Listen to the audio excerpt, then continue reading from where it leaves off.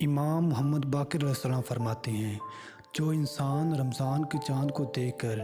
یا رمضان کی خبر سن کے 21 مرتبہ سورہ فاتحہ کو پڑھتا ہے اور اللہ کے دربار میں ہاتھوں کو اٹھا کر اپنے مرحومین کی مغفرت کے لیے دعا کرتا ہے، اور پھر ہم محمد وآل محمد پہ درود بھیج کے دعائیں اللہ کے دربار میں پیش کرتا ہے،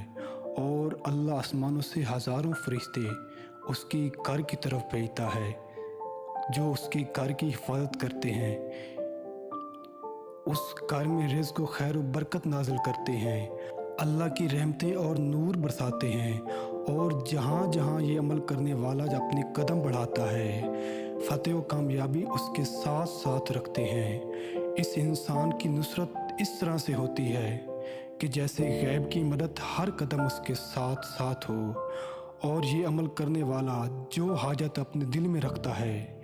اور اللہ وہ فوراً قبول کر لیتا ہے۔